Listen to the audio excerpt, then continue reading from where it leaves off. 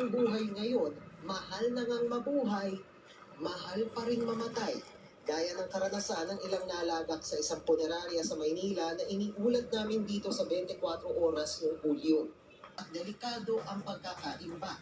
Ang ganyan ang gustong tugunan ng Free Funeral Services Act na itinasa ng Kamara at Senado at tulungan naging batas nitong September 28 matapos hindi ibito ng Pangulo. Sa batas, sasagutin ng gobyerno ang lahat ng gastusin sa burol, embalsamo, libing, cremation at interment kung ang pumanaw ay galing sa mga pamilyang nasa crisis situation tulad ng mga indigent, mga biktima ng kalamidad, batay sa pagsusuri ng DSWD. Inaatasan din ng bagong batas ng DTI para i-monitor at i-regulate ang presyo ng burol kabilang ang mga ataol.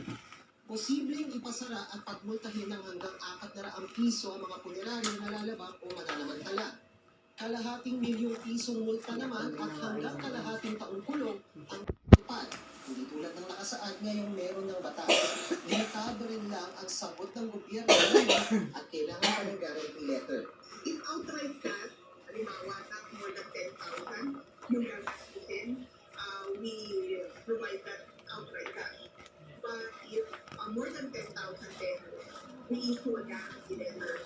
Dahil sa batas, kailangan ng tanggapin ng mga funeral parlor ang guarantee letters mula sa DSWD. Required GL from DSWD as compared to what is currently happening na dapat meron kang memorandum of agreement with the service provider bago sila tumanggap ng guarantee letter. Pero dahil kakasabatas pa lang ng Free Funeral Services Act, papalakasin pa lang ang implementing rules and regulations nito o gabay sa pagpapatupad nito. Sabi ng DSWD, sisiguraduhin daw nilang malaki ang papel ng assessment ng social worker para masigurong sa tamang benepisaryo mapupunta ang tulong mula sa batas. Para sa GMA Integrated News, yan natin kung nakatutok 24 oras.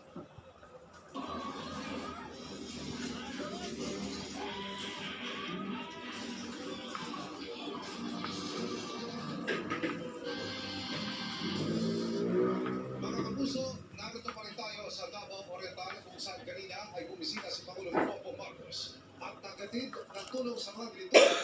Magkakaroon rin kay Regional TV. Jandy.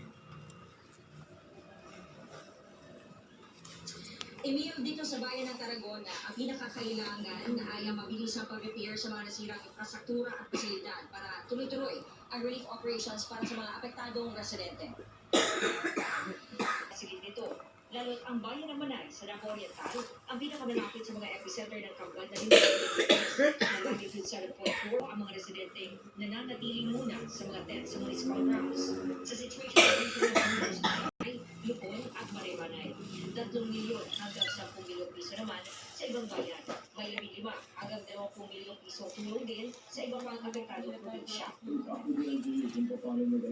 Mas alam niyo kasi sa amin ang pangangailangan din sa area ninyo. Sa Biyernes naman, sisimulan ang pagtatayo ng modular bunkhouses kung saan lilipat ang mga nasa tent.